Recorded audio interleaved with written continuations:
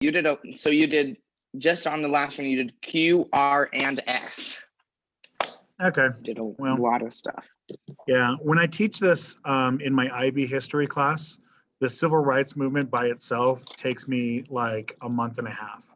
I teach it for the entire first quarter. So I'm giving you guys a really abbreviated version of it, you know, because you don't need to go into that super detailed that they have to go into. Okay, so for this one, it's big number T, right? We're going to call this Martin Luther King. Big number T is Martin Luther King. So I kind of mentioned that Martin Luther King is involved at this point, but we haven't really spent a lot of time with him. So, but King needs a day. We need to know what King's doing. Okay.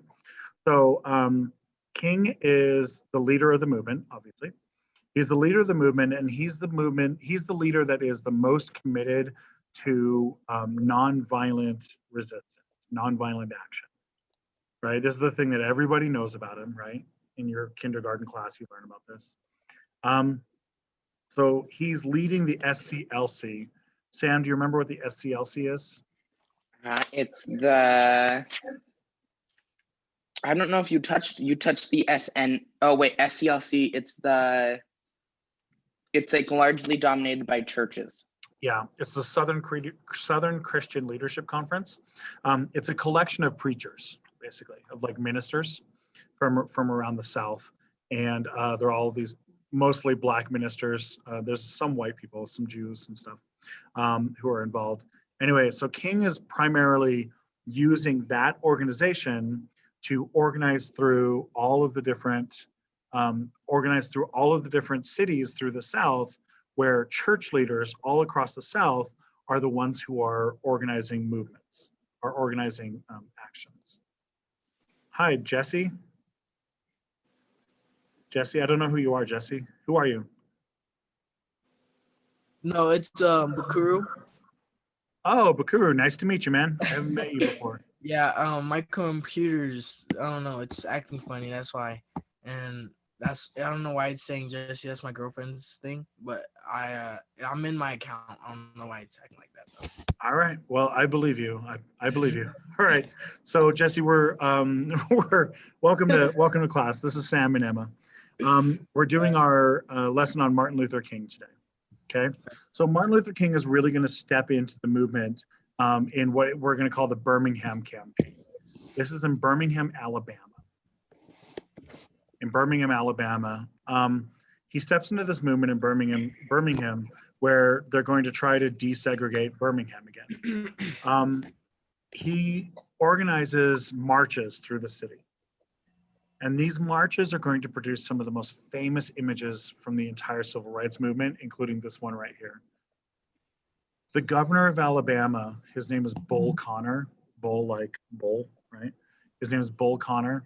And he orders the police to attack the protesters. And so we're going to get these famous images of attack dogs attacking unarmed Black men and tearing them down. And they're also going to shoot them with fire hoses and stuff.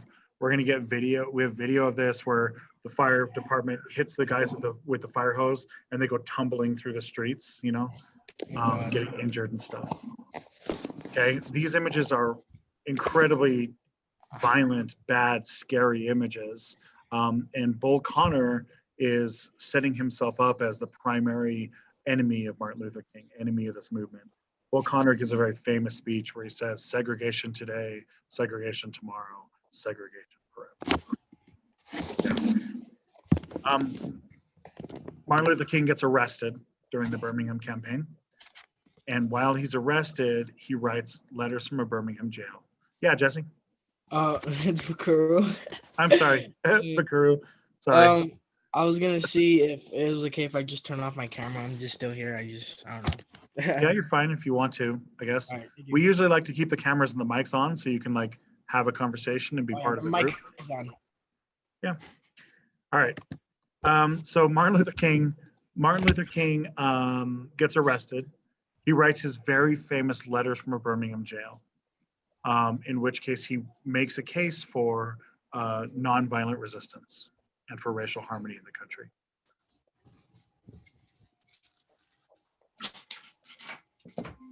Now, the protest gets torn down on the first day. They get attacked on the second day, and a whole new group of protesters come out and get attacked again on the second day. On the third day, a whole new group comes out again. And then on the fourth day, Martin Luther King's been released from prison, and he brings children to the protests. He goes to the leadership and he says, we're going to all bring our kids to the protest. Now, Emma, what's your instinct here? If your kid, they come up to you and say, we're going to bring your kid to the protest, Emma, are you taking your kid to this protest?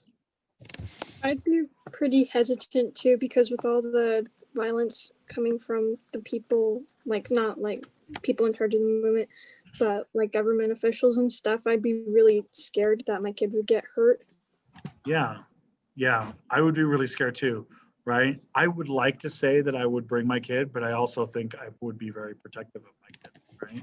Because this movement is not playing around. This movement is, sending attack dogs. I don't want my kid torn by attack dogs, Martin Luther King brings these kids and he's basically calling the bluff of the police.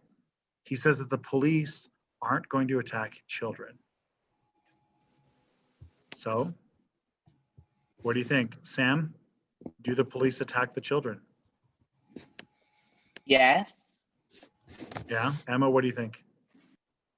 I kind of feel like they'd do that. Yeah. Bukuru, what do you think? I think they're gonna attack the kids anyways. Well, all three of you are wrong. Martin Luther King is right. The police, they get to the point where they get ordered to attack and the police stop and they say, no, we're not going to attack the kids. So they don't attack the kids, but all three of you thought that they would, right? And I would have thought they would too. If you would have asked me to bring my kid out there, I'd be really, really careful about bringing my kid out there. This works really, really well. The parade, I keep saying parade, it's not a parade, it's a protest. The march continues through. Martin Luther King establishes himself as the clear leader. He's a national hero or national figure. He's not a hero. He's actually hated by most of the country. Most of the newspapers across the country are just ripping him apart. They think that Martin Luther King is just causing trouble, that he is just a troublemaker. He wants to destroy things, right?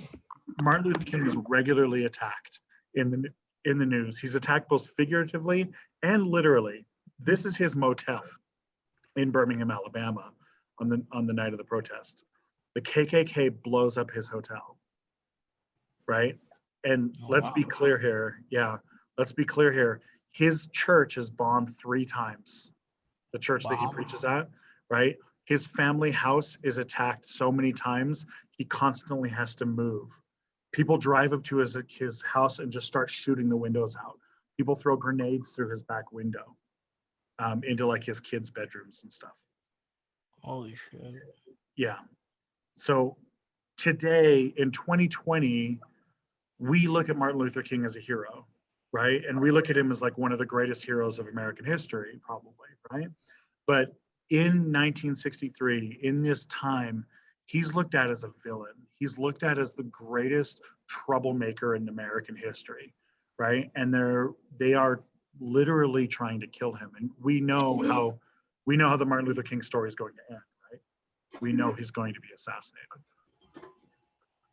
Okay, I'm going to jump ahead. We get up to Martin Luther King's March on Washington for Jobs and Freedom. This is in 1963. Same letter of the Martin Luther King. Yeah, I think we can keep this in the Martin Luther King section. Yeah. So this is where he's going to do his big giant march in Washington, D.C. This is going to be his biggest rally. Now, Martin Luther King is one of the most famous speakers in all of American history. Okay, he is maybe the greatest speaker that America has ever produced, right? And this is his shining moment. His allies in the North, they all arrange for this in Washington, D.C. And he goes and he fills the National Mall. Look at this crowd. He fills the crowd with more than 1 million people. Okay, it's the largest crowd that Washington, D.C. has ever seen and will see all the way up until Barack Obama's inauguration. Barack Obama is the only, Barack Obama's inauguration in 2008, I'm sorry, 2009 is the, that's the largest one, and it only beat this one by just a little bit, not very much. But Martin Luther King gets 1 million people in Washington, D.C. And he stands on the Lincoln Memorial and he says, I have a dream. This is where his I have a dream speech comes in, right? That everyone will be judged by the color, by the content of their character instead of the color of their skin, right? And that the little boys and girls across the country can live together and work together. Now, after this speech, he meets President Kennedy. Okay, John F. Kennedy is president now. We're gonna go back and profile Kennedy a little bit later, but I'm doing all the civil rights stuff together right now. So John F. Kennedy meets Martin Luther King, and John F. Kennedy has been supporting Martin Luther King since he was elected. And so John F. Kennedy it welcomes Martin Luther King into the White House. They shake hands on television and stuff, and it becomes this huge controversy because most of the country views King not as a hero, not as a good guy. Most of them view him as something close to a terrorist. In fact, he's regularly called a terrorist on the news, regularly. Right? And a lot of times the news will say, look at all the violence in Birmingham, Alabama, and they'll blame King for the violence. Right? Who did the violence? Did King do the violence? No, it's the cops that did the violence, right? And so the cops start attacking people and they blame the protesters, right? Does that sound familiar to you guys? Right? Yeah. Yeah. The cops attacked everybody over the summer and blamed Black Lives Matter for the violence, right? Exactly the same, okay? Because John F. Kennedy meets with Martin Luther King, John F. Kennedy gets assassinated a few months later. Okay, JFK is assassinated in November. The march was in late August, and so JFK gets assassinated in November. JFK and his wife Jackie are driving through Dallas, Texas, and the crowd is out there to see them. They're popular and everyone loves them and stuff. But then he gets shot. He gets shot twice. The guy in front of him gets shot also. And then he dies. And so LBJ becomes the new president. So let it sink in for a moment that Kennedy gets killed for supporting the civil rights movement. Right? He gets killed for supporting Martin Luther King, and Martin Luther King is labeled a terrorist. In fact, Martin Luther King is blamed for the Kennedy assassination a lot of times in the news. Right? This is a very different story than what we have today.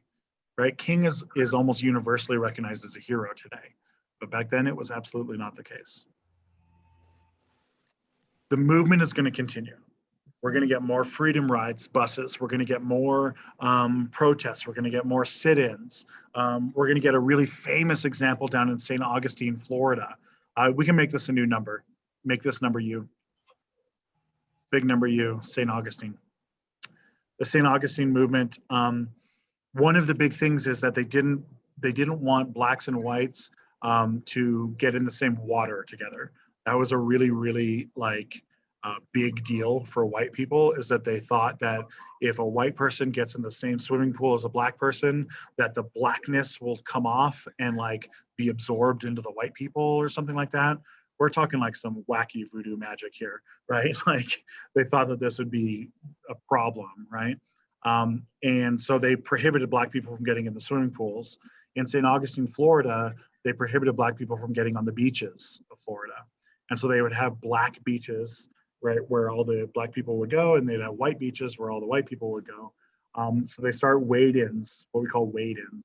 And this would be where black students wade into the water, and they just walk into the water trying to use the same ocean that everyone else is using. And this causes massive violence across Florida.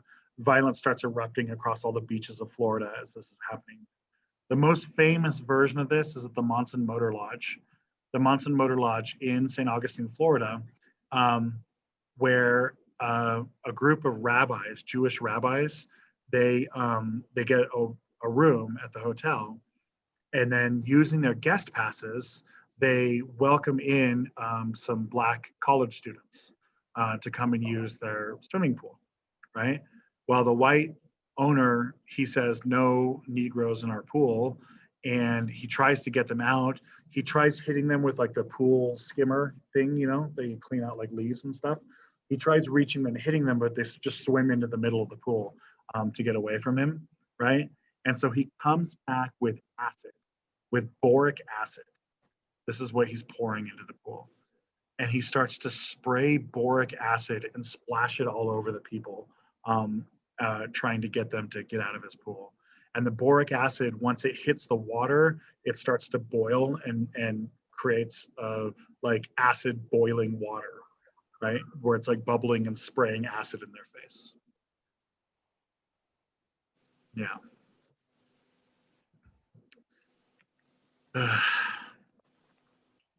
Okay, I'm gonna save Malcolm X. We're gonna do Malcolm X next week.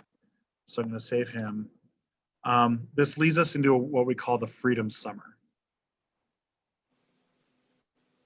So the Freedom Summer is this last big push.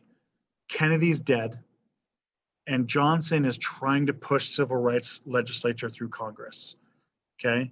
The St. Augustine movement is pouring acid on people and fighting in the beaches. The sit-ins are, desegregating lunch counters across the South. The Freedom buses are driving through the South trying to desegregate bus stations. And Mississippi is still sitting on 3% voter registration. Okay. Almost no Black people can register to vote in Mississippi. And in fact, the literacy rate in Mississippi at this point is only about 20%. Only about 20% of the Black people in Mississippi can read, much less vote, like read. I'm talking like the ability to read at like a 3rd grade level, only 20%. So all of these organizations get together and they try to register Mississippi Black people to vote. And they just travel around Mississippi, opening up what we call freedom schools and freedom libraries, where they basically have traveling teachers who come into the towns, and the teachers will hold classes. Here's Bob Moses right here. He's going to become a really famous figure. He's holding a class teaching all of the Black people of Mississippi about what voting is. Most of the Black people of Mississippi don't even know that they are supposed to have the right to vote.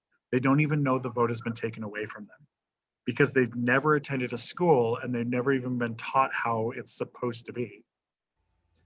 So they're trying to teach them how to fix this.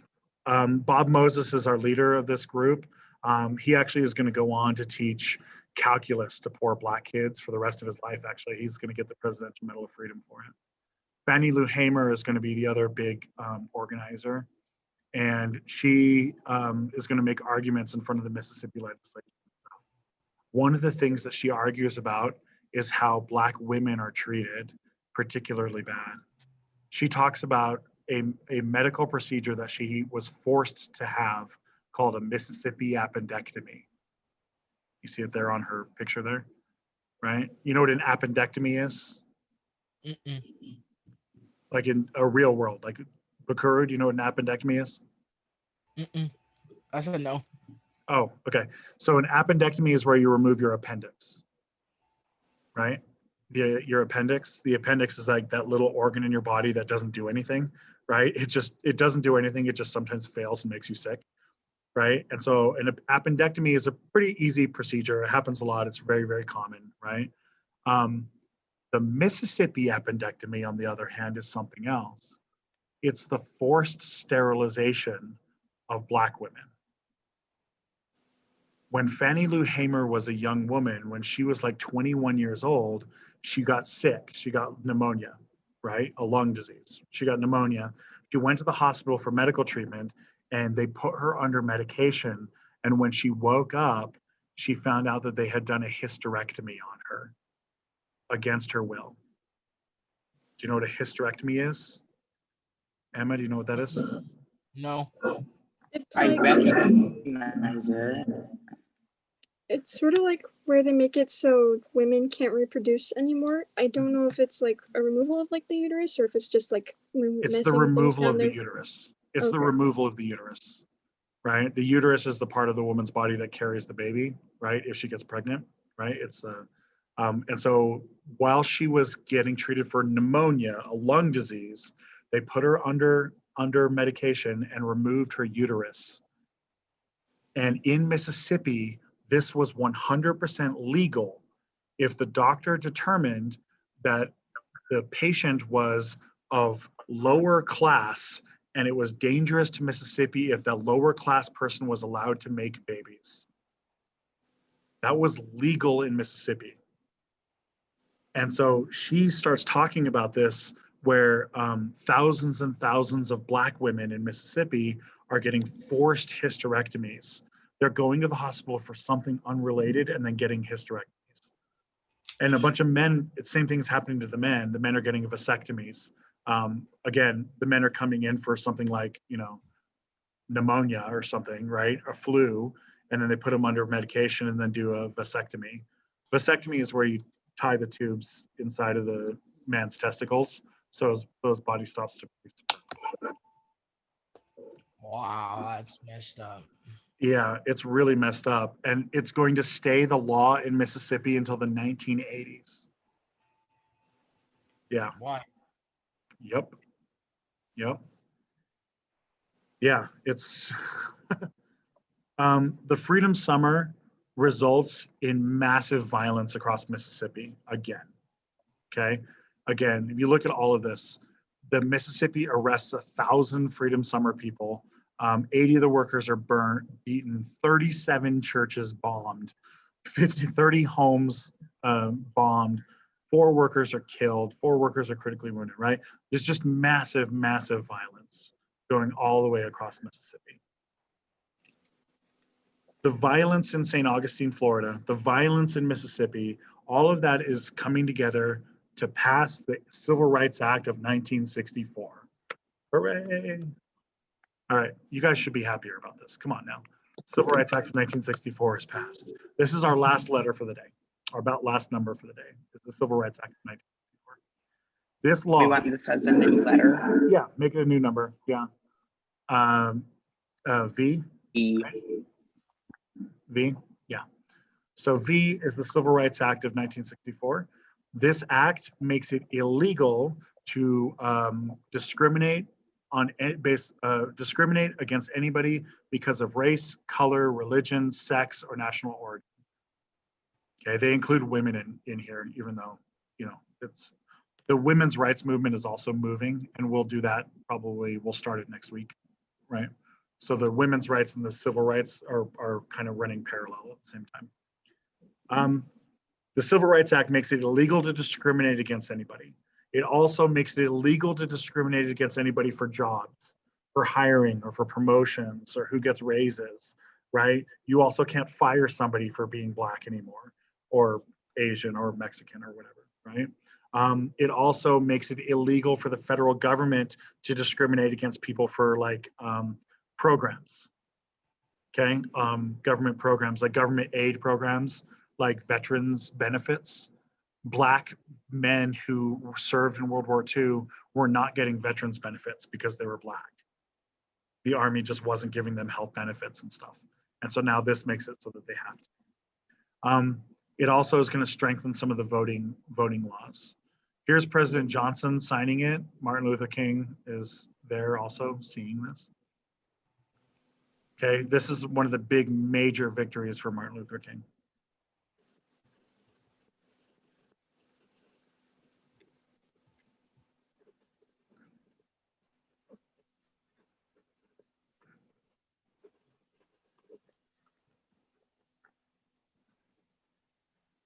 Okay, let's put Voting Rights Act in together. We're going to put them together. Voting Rights Act comes the next year.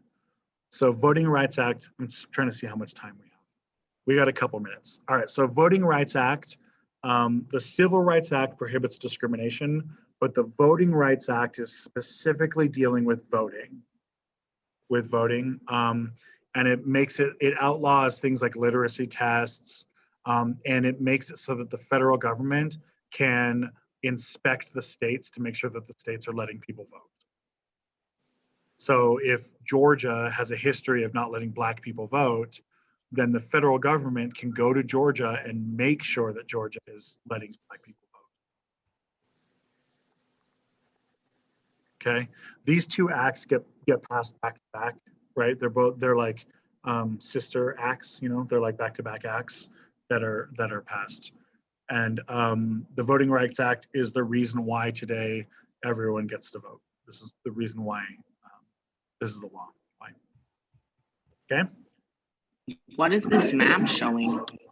So this map is showing, the red states are the states that have been determined to be violating voting rights for people. And so all of the red states are the states that the federal government is watching these states specifically. So every election, the federal government goes into the state of Alabama, and goes to all the voting stations and makes sure that Alabama is letting people vote, right? Once a state has a certain number of elections with no problems, then the federal government backs off and lets them do their thing, right? But as soon as they start getting complaints again, the federal government comes back in. These are specific counties that have been in violation. So California is not in violation, but these counties of California are, right? And these are like some of the town governments, right? Where like New Hampshire is not in violation, but some of the specific towns and cities in New Hampshire are, right? And this changes every election cycle. They would change which of the states are being under investigation. I'm just kind of surprised to see that Alaska apparently has a lot of voting problems. Yeah, well, Alaska doesn't let its natives vote very well. It's not against Black, it's not against African Americans, because Alaska doesn't really many Black people, right? Alaska has like, you know, maybe 2 Black people. I mean, they only have like 10 people total, right? No, but in the case of Alaska, we're talking about Native Americans, Native Alaskans. The problem up there with Native Alaskans. Yeah, and with Arizona, we're talking about anti-Mexican mostly. With Texas, we're getting both anti-Black and anti-Mexican. You know, the Texans, it's a big state. They got a lot of room to hate. They got a lot of room to be hateful there. So, all right, are you guys feeling okay about this? Yeah. We're submitting today, right?